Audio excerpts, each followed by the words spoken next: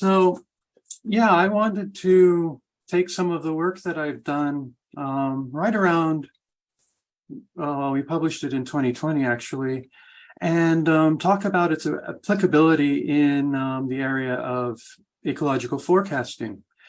Now, I remember when I was in school, and this was probably going to age me, but when I was in school, there was a big argument, I guess you might call it, disagreement in the teaching of ecology about whether ecology was a real hard science or if it should be more like social science or psychology or something like that.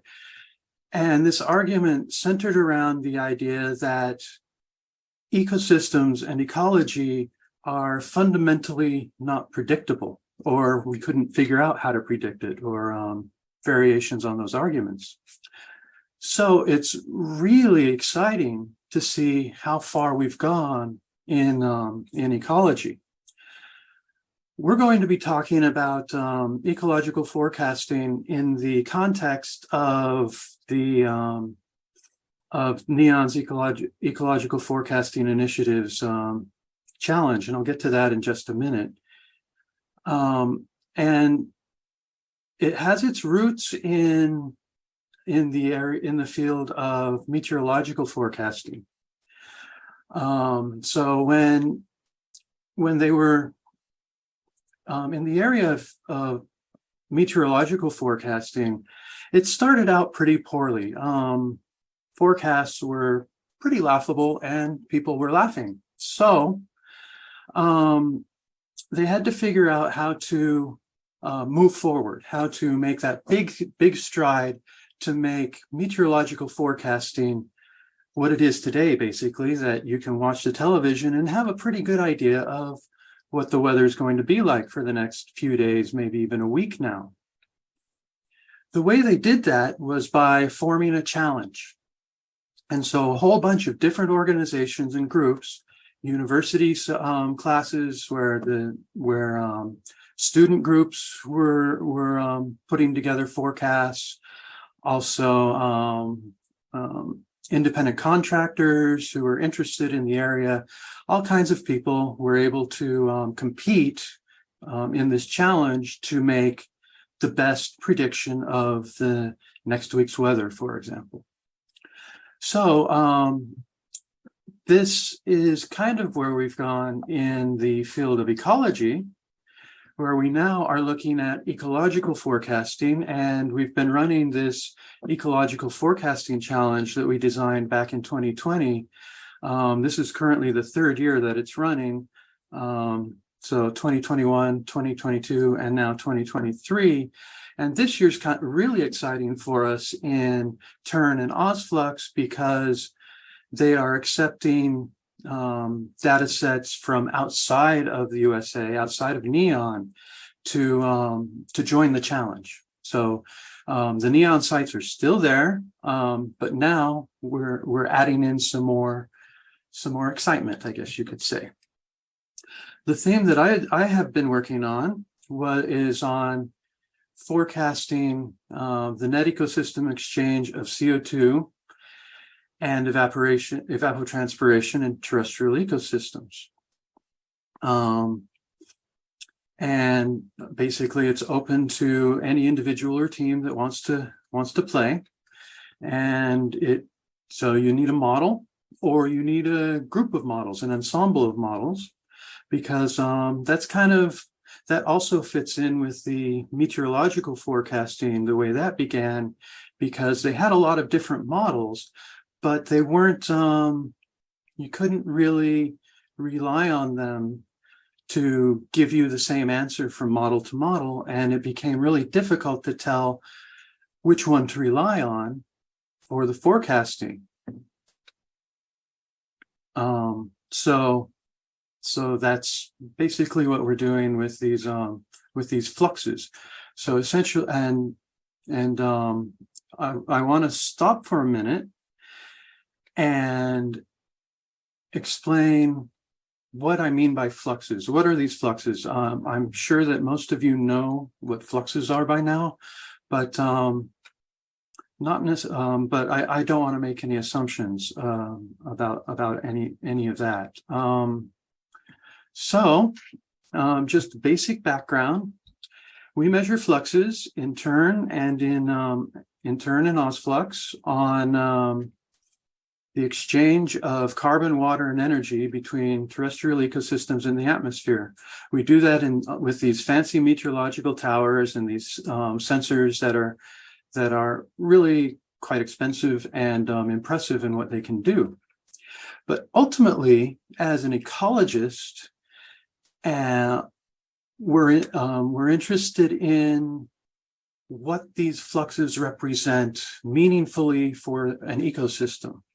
And so what we're really trying to get is we're trying to measure things like photosynthesis, respiration, evaporation, transpiration, and the transport of heat either through the air or as heat that you could sense or touch, or feel, or heat that's conducted through the ground. Now, there's a lot of disagreement about how well we can measure photosynthesis or respiration, because we don't really measure them. We have to model them, and sometimes the models work really well, and sometimes the models don't work very well at all. So we often talk about the net carbon fluxes.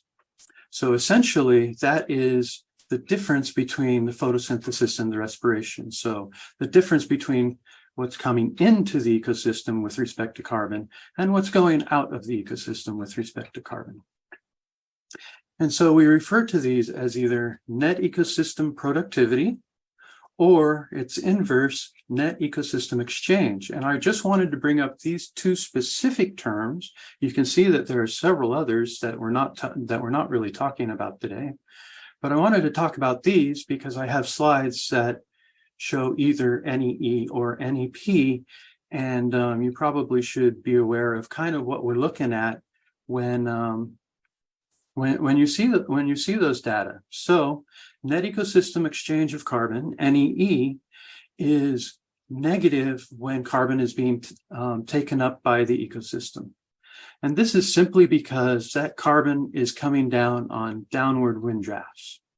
And so basically the measurement is negative, but we often want to talk about ecosystem productivity as being positive when carbon is being taken up, and thus we have net ecosystem productivity, which is basically the inverse of net ecosystem exchange.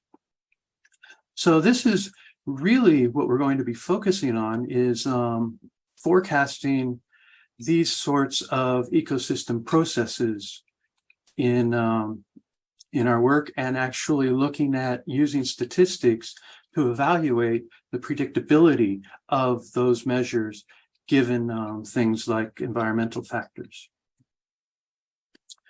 So we're actually in a time that's really good for moving into forecasting, because we've moved beyond the time of running a single Earth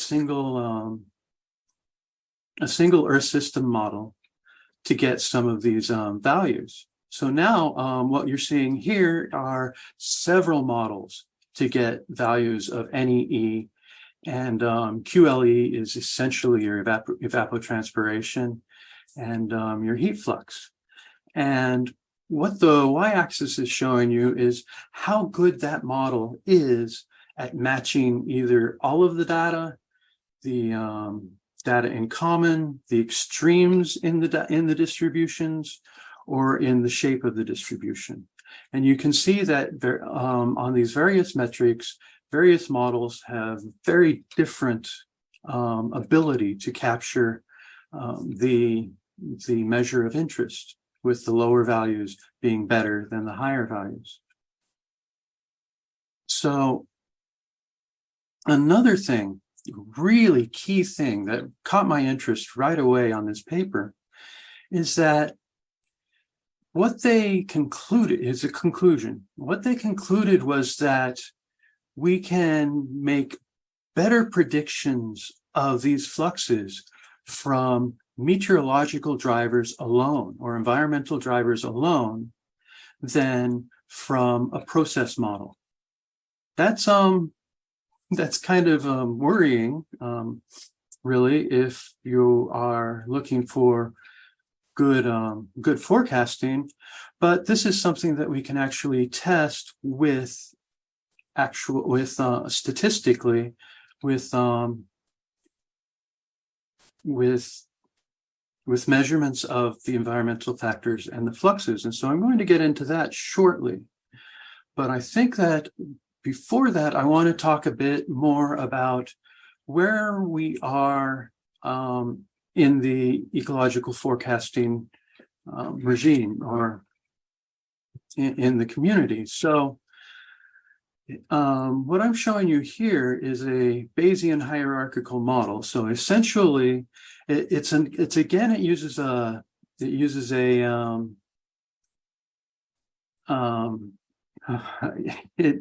an ensemble of models, and we also need to use other forecasts. So those meteorological forecasts I mentioned, we're going to need those because we're going to need to know what the meteorology is in the future to be able to forecast ecological, or in this case, hydrological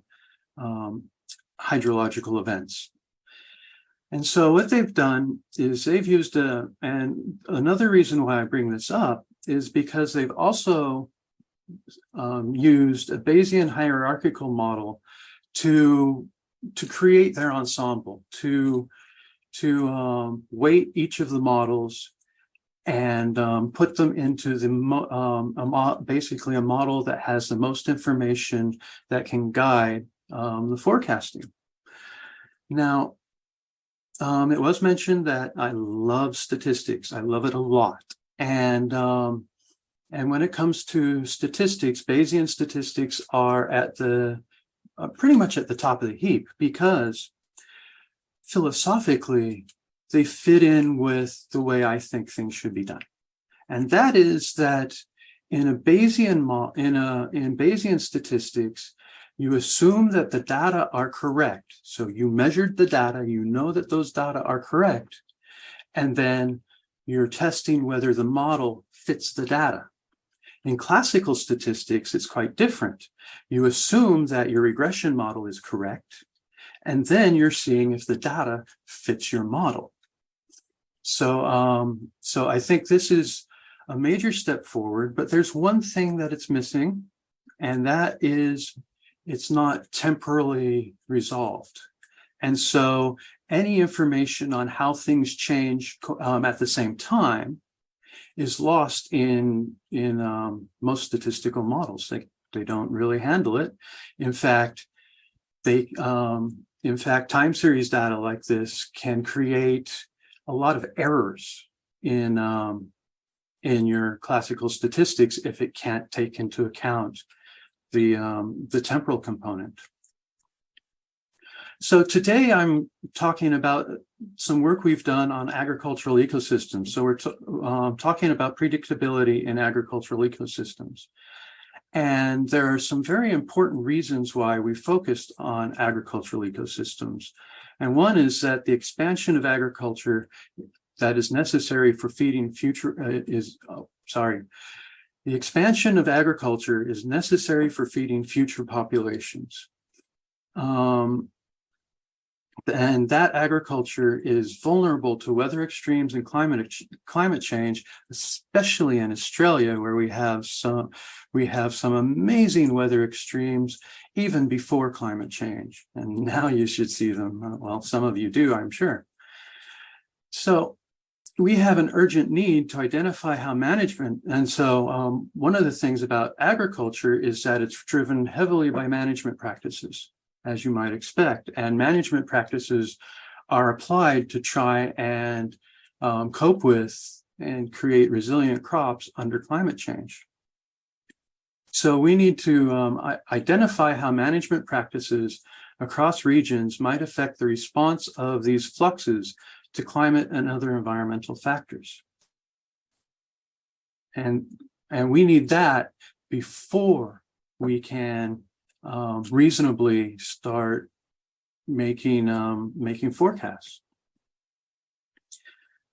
The agriculture across Australia and New Zealand, what I'm showing here on this map is there's a dot for every pastoral property in Australia. And as you can see, there is a lot of agriculture going on, even in the grazed rangelands, which are usually seen as empty.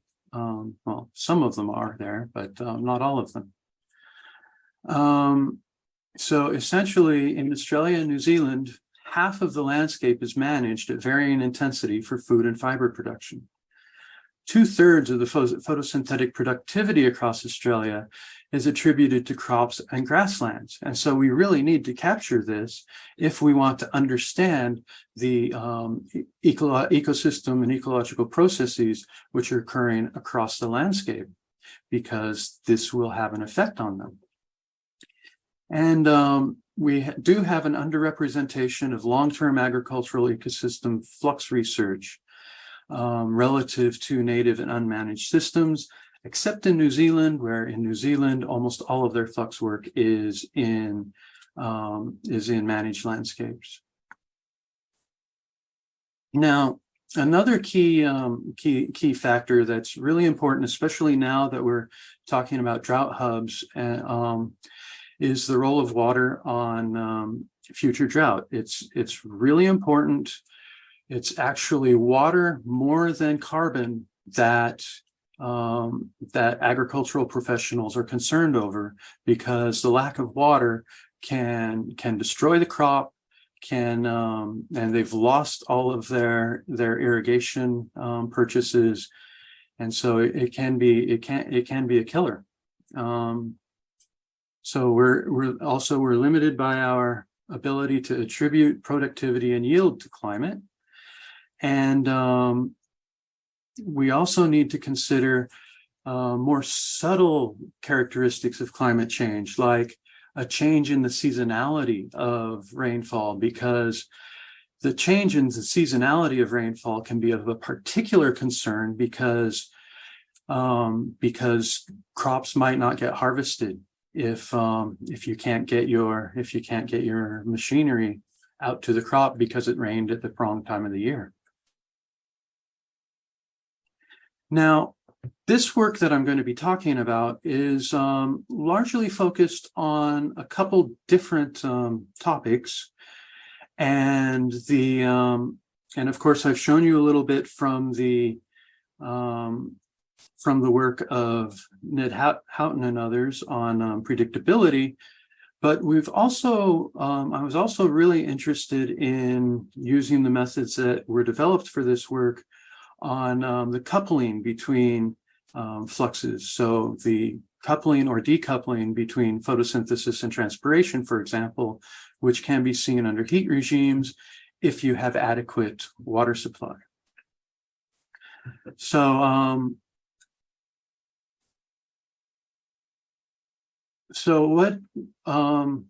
another thing I was really excited about in the years before undertaking this work was this wavelet multiple linear regression. So we have a lot of trouble with multiple linear regression on time series data, probably also spatial series data too.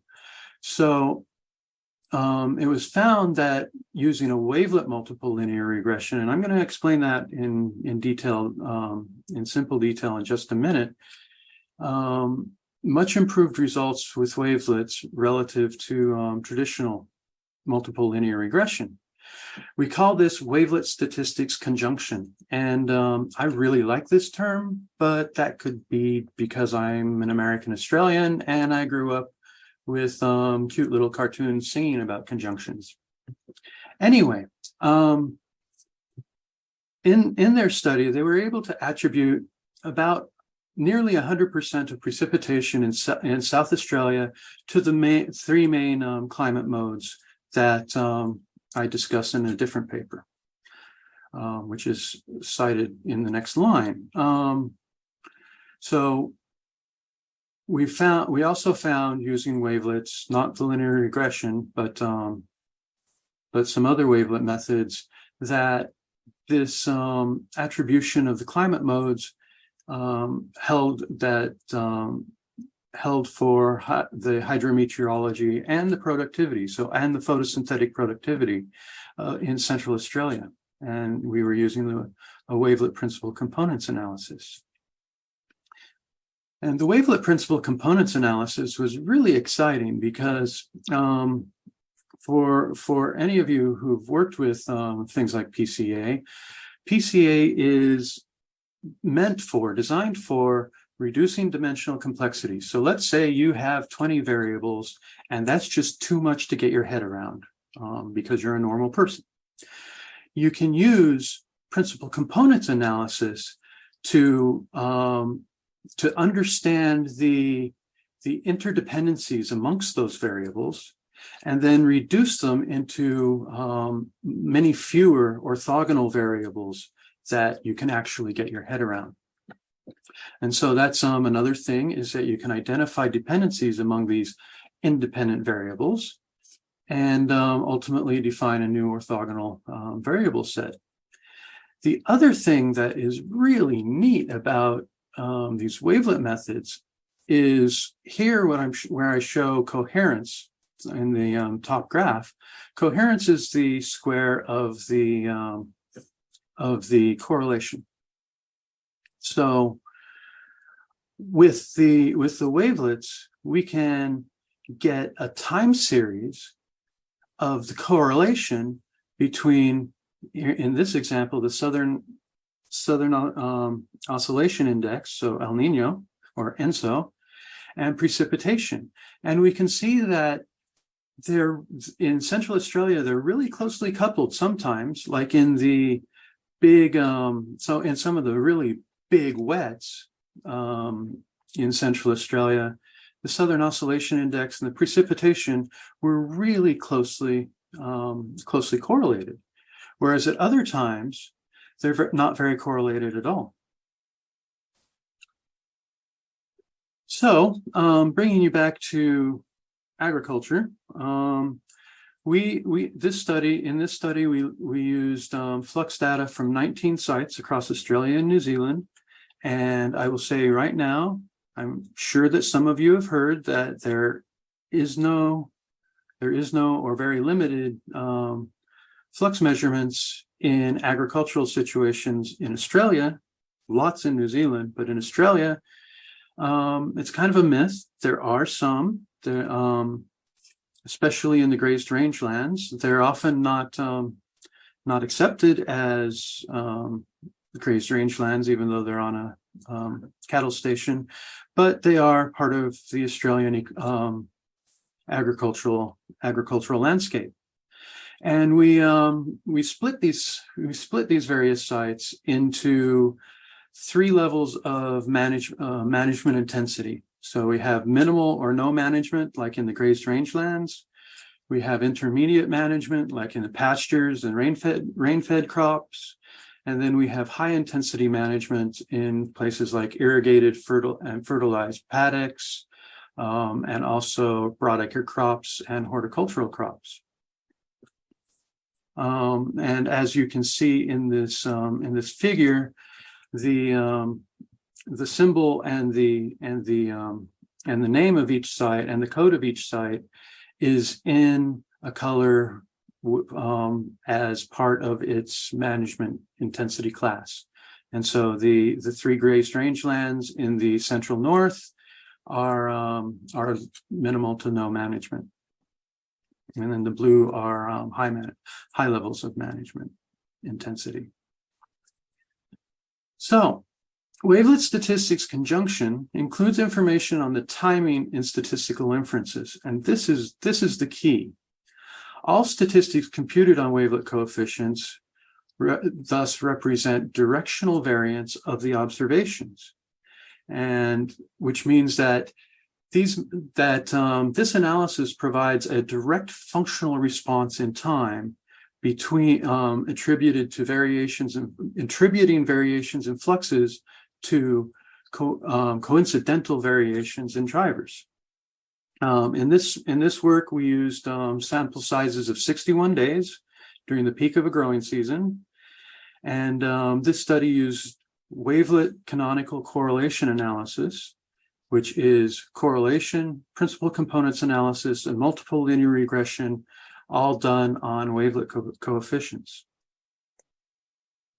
So what is a direct functional response? So for example, let's say we're talking about heat waves and high temperature stress, and we'll make a first measurement of net ecosystem productivity and air temperature, and they'll both be high. I'm sorry, net ecosystem productivity will be high, air temperature will be low. Then we'll make a second measurement, but we haven't quite yet lost the temporal connection between those, but pretty quickly we will, and you can see that those first two dots are still in the regression, but now we don't know where it went from that second point. And so usually what we would say from a graph like this, if it were a real regression line with real data, that NEP decreases with increasing air temperature. But that is an incorrect conclusion because we don't have any information on what they're doing when the other one is doing something. So we can't say that it decreased with increasing air temperature. All we can say is that net ecosystem productivity tended to be low when air temperature was high. So now with wavelet regression, we incorporate the timing, magnitude, and direction of the changes from time to time. And we can identify synchronization and lags in fluctuations amongst variables. So the conclusion in an analysis like this would be that NEP decreased. So NEP was always decreasing in these 3 points, but at a variable rate with increasing temperature. And this is the kind of information we can use to identify when things are changing at the same time, or and make inferences about their relationship from that information. So what does a wavelet look like? Of course, a sine wave is not a wavelet, it's a wave. But the rest of these are proper wavelets. And so this is another reason why I really like wavelets, is because I think these are kind of cool pictures. The wavelet function when it's drawn out. Now, I will concede that wavelets can be really hard. I probably worked on wavelets for like 20 years before I figured out how to do them in a way that I could actually start publishing the information. Things are so much easier right now than they were when I first tried to tackle this this issue. Kind of like with Bayesian statistics. When I learned Bayesian statistics, it was really hard and you had to do the mathematics. But now you can do Bayesian statistics with software. So things have eased up quite a bit, and the same is true with wavelets. Now we choose what we call a mother wavelet, and I don't want to belabor this, but in the end I didn't want to delete it. But essentially, what I want to jump right down to the Mexican hat wavelet under shape, and the very end of that line where it's defined as the second derivative of a Gaussian. So a Gaussian being a normal function, normal probability distribution function. So that's important because variance in statistics is the second derivative of the moment generating function for that, in this case, for a Gaussian distribution, which means that the Mexican hat wavelet is perfectly analogous to what you'd use for your statistics. So it's perfect for statistical analysis. That's what we've used. And so what we're going to talk about, coupling amongst fluxes using the wavelet principal components analysis.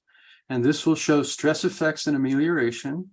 We're going to show coupling amongst environmental factors, another wavelet principal components analysis. And this is a paired site analysis. And finally, we're going to finish up with the predictability of fluxes from measurements of environmental factors alone. using statistics. Yeah. And we're going to talk about energy versus water limitations. We're going to talk about phenology, and we're going to talk about nonlinearities. So things like wild weather is a strong nonlinearity. So the flux coupling, we're looking at coupling amongst photosynthetic productivity as measured by net ecosystem exchange, evapotranspiration, and sensible heat flux. So we're using all three of our types of fluxes: carbon, water, and energy. And so the thing about the wavelet principal components analysis is that it quantifies the dependencies amongst the variables that are thrown into it. Now, this is another reason why we use all three of the variables, because principal components analysis doesn't work on just two.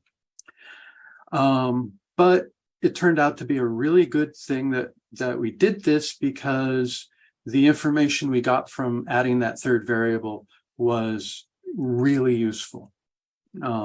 So essentially, you get some coefficients that scale the contribution of each variable to the total variability amongst the fluxes. So they're not independent, and they can't be treated as independent, but the principal component can be treated as independent.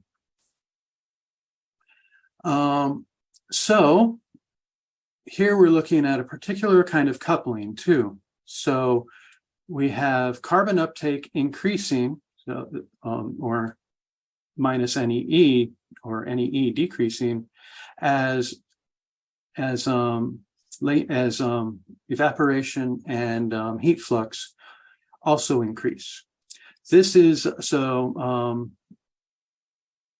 so essentially, as it gets warmer at these sites at under high intensity management, irrigated and fertilized, as it gets hotter, both your carbon uptake and your evaporation increases, because the evaporation will cool the leaves and allow the plant to maintain photosynthesis. So as I said, this is most common under high intensity management. However, there are examples of positive coupling that exist at all levels of management. And one example is Sturt Plains out in central northern Australia, where the measurements were taken under very favorable conditions. And so it was essentially like it was essentially a non-managed site that was behaving like an irrigated site, because the wild weather irrigated it for us. So I didn't go over the hypotheses, but these data demonstrated that coupling was mostly coupling amongst fluxes depended on management, and this was mostly supported. But like I said, with some exceptions. Then we have some different issues about the climate that you're in. So when you get the heat amelioration under high intensity management, that's what I showed you from the previous slide. But then you move to hot, dry climates, and you get a decoupling between the net ecosystem productivity and evapotranspiration. They become decoupled. So evapotranspiration is all used up from the soil surface. NEP could still be NEP still responds to variations in sensible heat flux, but there's no coincidental response in the evaporation. And then there are some sites where net ecosystem productivity is reversely coupled to sensible heat flux, and they're both decoupled from evaporation. So evaporation just does its own thing and depends on precipitation pulses. but if it starts to get too hot, and I'm showing this cow from Alice Springs, Molga, because this is the kind of site where we're talking about here. When it starts to get too hot, then photosynthesis has to shut down. And we went through several different types. Type 1 and type 2 were the most common, and we don't really need to go through most of this. But also noticing that there was a really good diversity of sites and management categories, and or a diversity of the coupling in various conditions, from coupled to uncoupled to reverse coupling. And so these sites are, for example, type 1. So what I wanted to focus on here are the types of sites where we, type 1 is where we find full physiological coupling and no heat stress in evidence at the site. Type 2 shows heat stress but enough water to provide evaporative cooling. Type 3 shows heat stress and a isohydric behavior. So basically, evaporative cooling starts photosynthesis and evaporation start to drop off both together under heat stress as heat stress develops, and then we have a couple single or two site types that relate to low vapor pressure deficit sites because they're coastal or cool, and depending on whether they have experienced heat stress or they're energy limited. And we will go over energy limitations quite soon too. Now, a really big stumbling issue for forecasting comes when we start to look at the environmental factors. The environmental factors are kind of all over the shop, and they were basically site dependent. And when it comes to site dependent issues, it becomes a little more difficult to proceed out of box. So let's say you train your forecasting models on one site, but then you want to apply it more broadly in the landscape, might not be able to do that. So this is where we did the paired site analysis, just because it was so complex. And I should also mention that we're looking at air temperature, we're looking at specific humidity, we're looking at vapor pressure deficit, we're looking at soil water content, we're looking at net radiation, we're looking at soil temperature, and we're looking at ground heat flux. And so we had 4 sets of paired sites grazed rangelands, in irrigated crops, broadacre crops, in irrigated and unirrigated lucerne, and in irrigated and unirrigated dairy. And we found that some of these factors are under management control, whereas others are fixed. Others are the same across paired sites that are very different in their management intensity. So, for example, from Beacon Farm in New Zealand, we found that ground heat flux, net radiation, specific humidity, air temperature, and vapor pressure deficit were not, their relationships did not differ across these 2 sites. So they were not affected by management. Whereas soil water content and soil temperature were affected by management.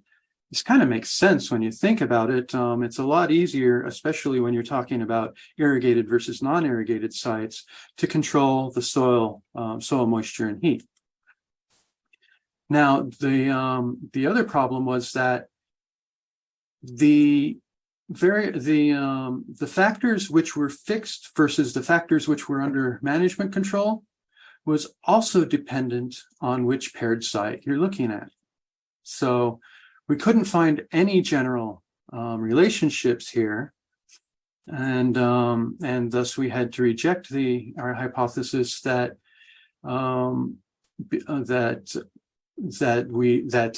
coupling of meteorology or environmental factors at a site was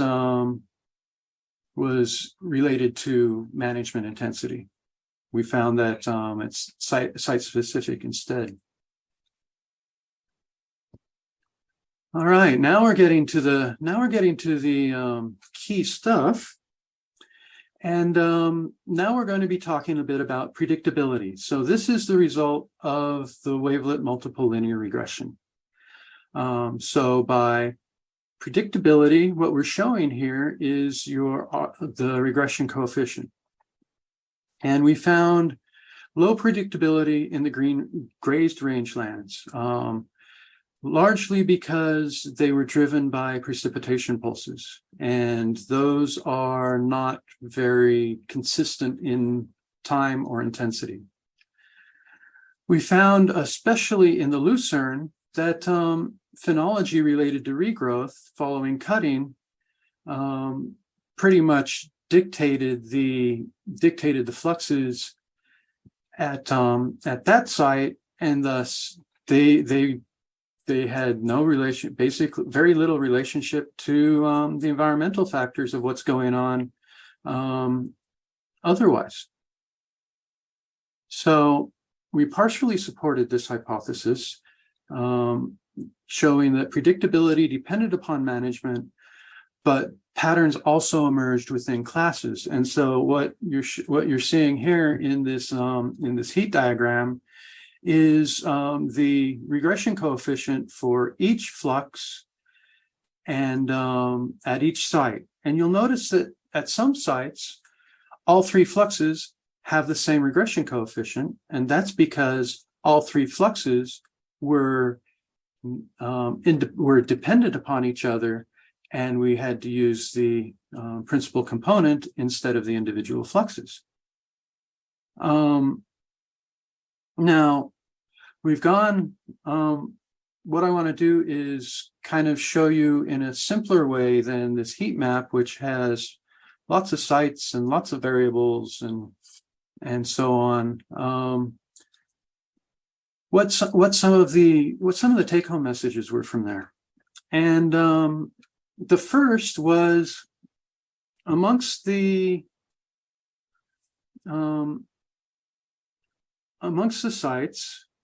sites which were energy limited or sites which were water limited showed a really strong predictability.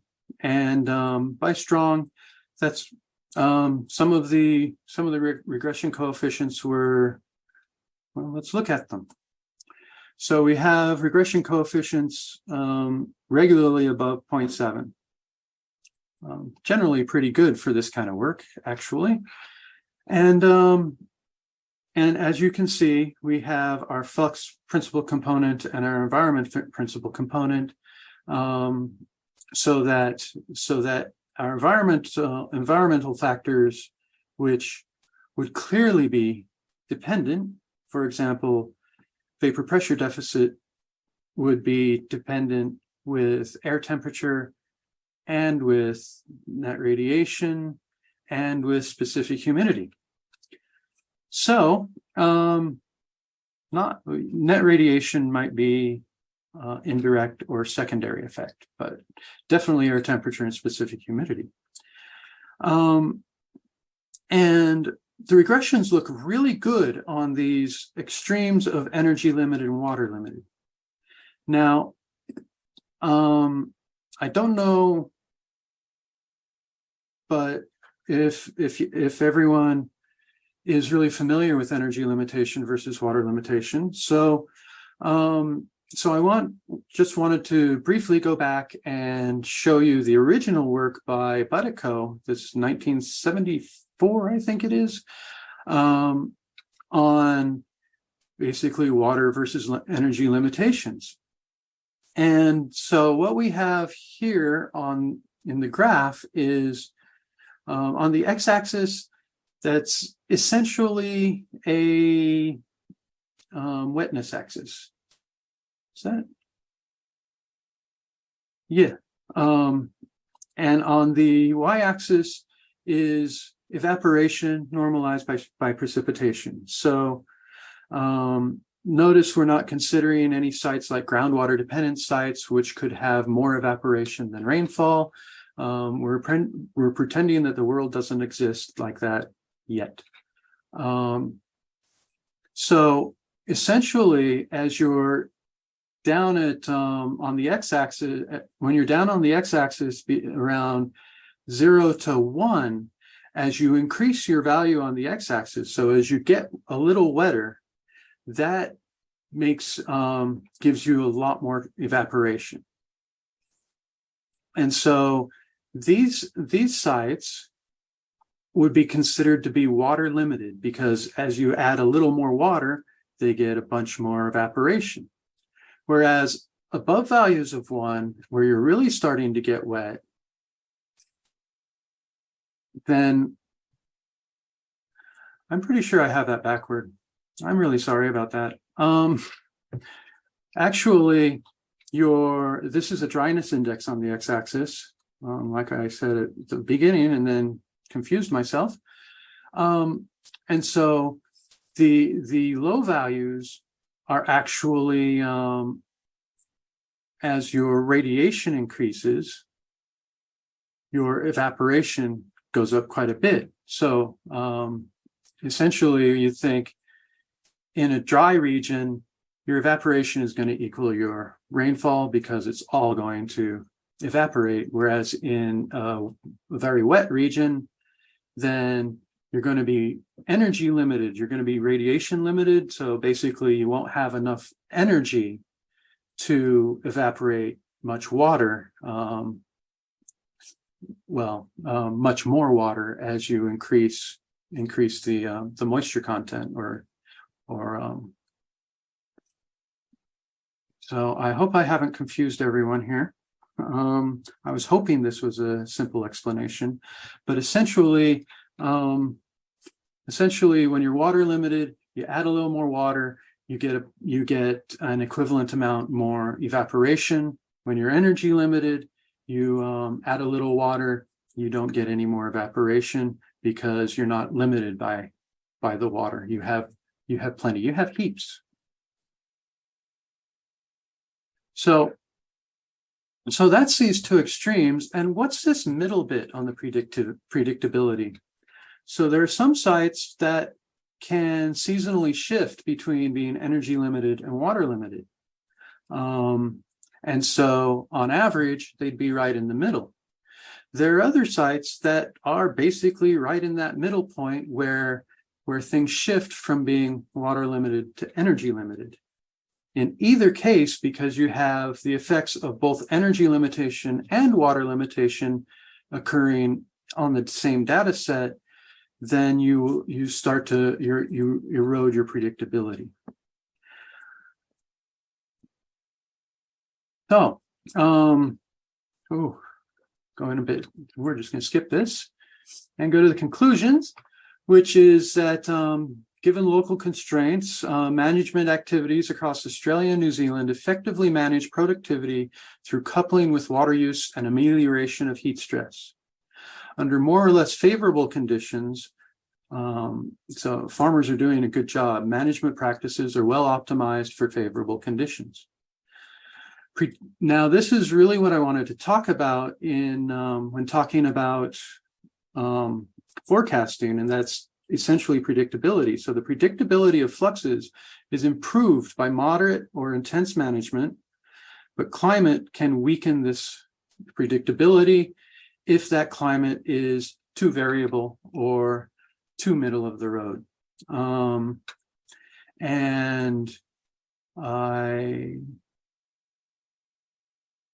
Yes, I did want to say just something about this. Don't need to read it, but essentially, I believe this method can be really effective for evaluating relationships in a forecasting environment, as well as in a more analytical environment. And so I think there's a lot of potential in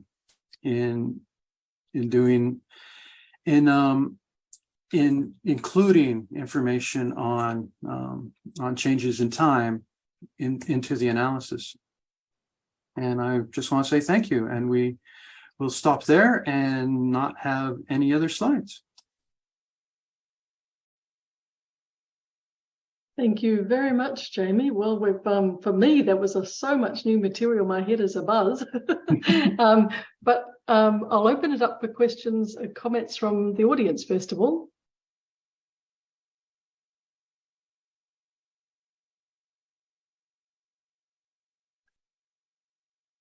Nothing coming We're all yet. overwhelmed.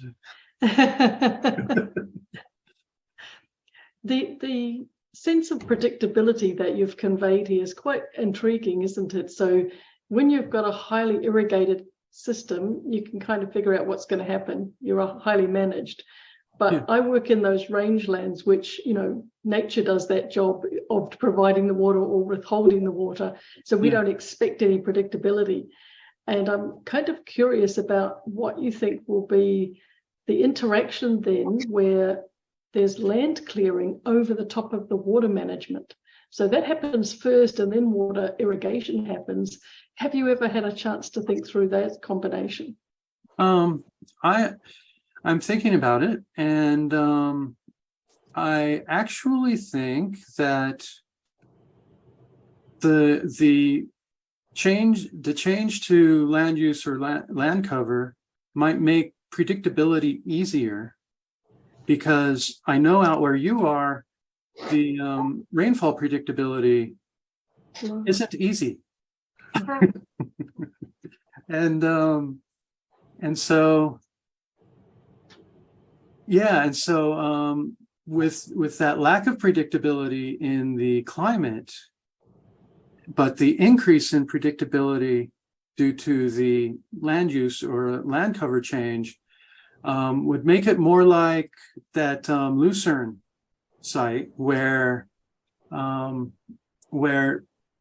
was basically no predictability with respect to climate, because it was all governed by the phenology due to the cropping changes in cropping. Well, thank you. Over to you, Alistair, for a question. Hey, thanks, Jamie. I really enjoyed the first 10 minutes of the talk too, in terms of broadening and setting the scene. I was scrambling my notes frantically then.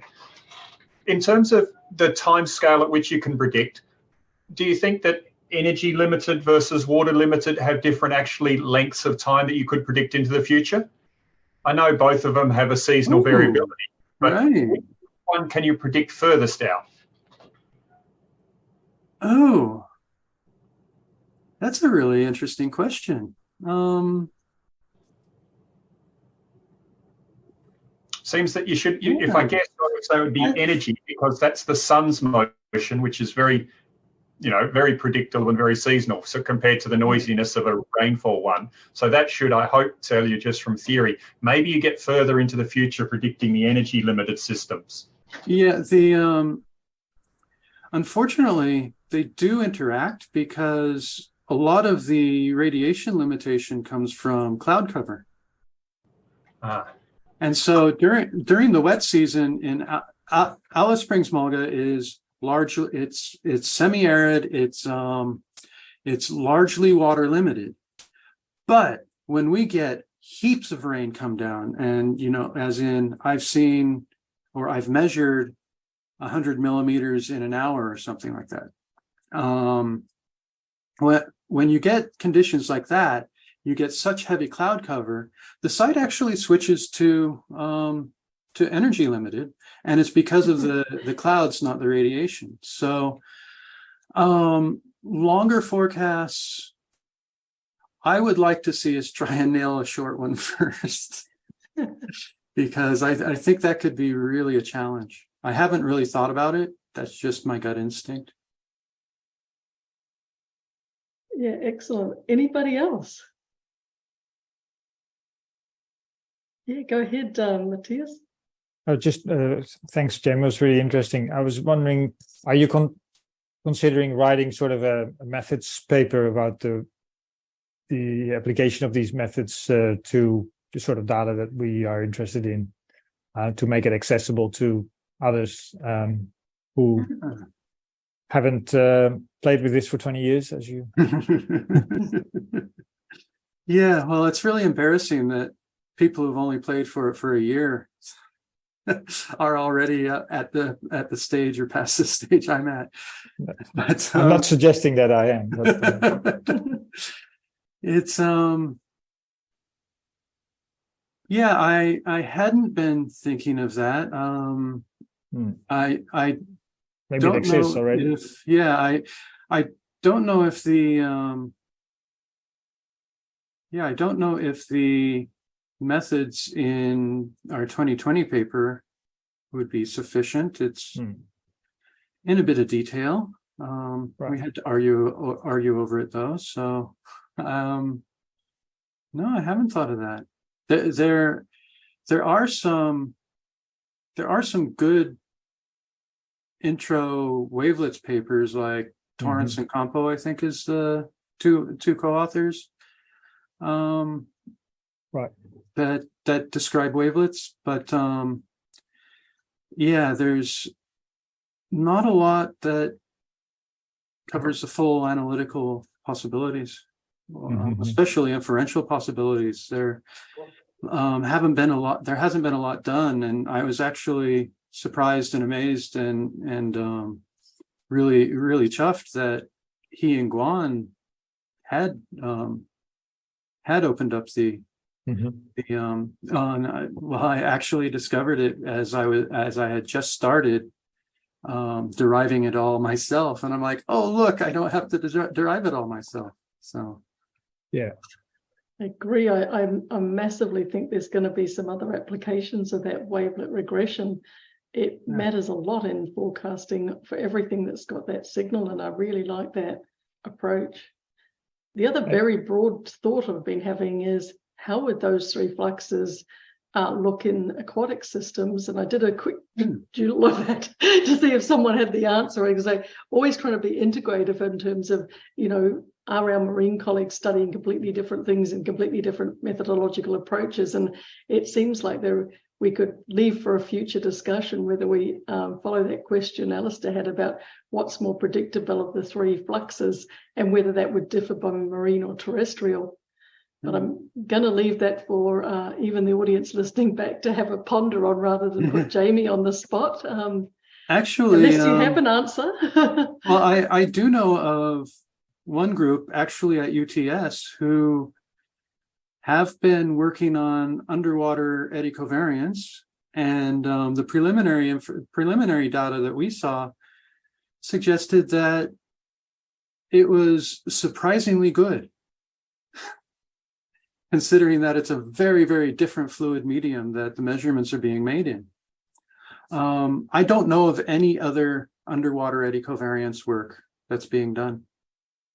Yeah, I'll just pop a link into the chat. Sorry, I haven't got the time to get it into a full citation there for you all, but that's the one that was inspiring me a little bit here. It's a very recent paper from this year, March 21, so you probably haven't got it in the library yet. But I really like that it quantifies the flows from the terrestrial to the aquatic, and that inland water has a big role to play, and it has some very interesting ideas, which I'll read thoroughly after we've finished the call.